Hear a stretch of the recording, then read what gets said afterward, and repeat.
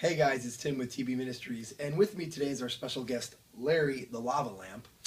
Some of you might be asking, Tim, why do you have a lava lamp and why is his name Larry? Well, actually, where we're filming this is in the studio of our church where we do a lot of our editing and videos and whatnot. Some of you guys know Josh Ellis, who's been on some videos, who helps me out with the ministry. Him and his friend Derek have Larry here, and so we like to just come in and kind of get mesmerized by Larry and kind of what he does. And I was going to try to do a little prophetic teaching on him, but I really got nothing, so I just wanted to mention him because he oftentimes is here for things. So anyways, the teaching of this week has to do with Romans 12:2. And some of you guys know this verse. Do not be conformed to the patterns of this world, but be what? Transformed by the renewing of your mind. A lot of people know that part of the verse, but they forget what the next part is. So you can test and approve what God's will is, his good, pleasing, and perfect will.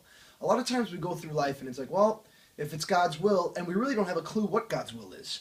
Or we say things like, Lord willing, Lord willing, I'll get to see you. Well, you don't think it's God's will that you'll get to go on a trip and see someone who you love and care about? And a lot of times, guys, we don't realize that a lot of those prayers are unbelief. And I know sometimes we say it with kind of a humble heart, and God gets that, but the Romans 12:2 is really clear that we can test and approve what God's will is, his good, pleasing, and perfect will.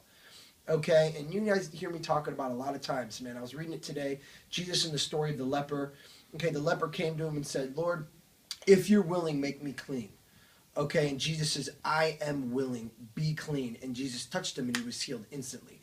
See, a lot of people know God can heal, God can bless us, God can drop favor on us, God can promote us, God can put us in situations where we can thrive, but we're not really believing he wants to.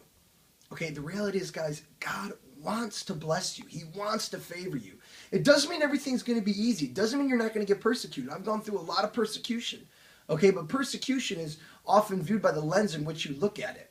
Okay, I look at people persecuting me, calling me weird, saying things about me. That doesn't really bother me, because my life is not my own. My life is to give glory of the King. And either way, no matter what you do in life, someone's always going to pick a bone with you, and someone's going to think a certain thing about you. So you might as well stand up for truth and preach righteousness and grace and the reality of the kingdom invading every day, and let the naysayers do what they want.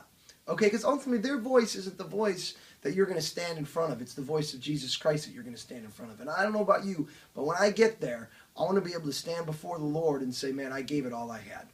Okay, so I tell you this, man, understand that it's God's will to bless you, to favor you, just so you could be a blessing to others. All the gifts of the Spirit, healings, working of miracles, prophecy. Paul said, earnestly desire spiritual gift, especially that you may prophesy. Why? Because prophecy is for others. Healing is for others. That's why I love those gifts, because I love to see other people get touched by the reality of the kingdom. So I hope this helped, guys. Don't just go and be like James says, a double-minded man who's tossed to and fro from every wind of doctrine. Okay, be someone who understands the will of God, understands that he wants to bless you, he wants to favor you, so you could love others and be a blessing to others. Because remember, guys, you can only give away what you have. And if you don't have love from the Father, it's going to be hard to give it away. And we live in a world that so desperately needs to give it away. Larry, you got any words? No, Larry doesn't have any words. Guys, thanks for tuning in. Keep up to date. We got an awesome conference coming up next week in Oak Brook. We'll be talking about that on the website. God's going to be moving powerfully. It's the Midwest Thanksgiving Conference. Real excited about that. Real excited about 2014 being around the corner, man. God's doing some amazing things, and it's a great time to be living for the kingdom. Remember, guys, it's not a matter of talk, but of dunamis power.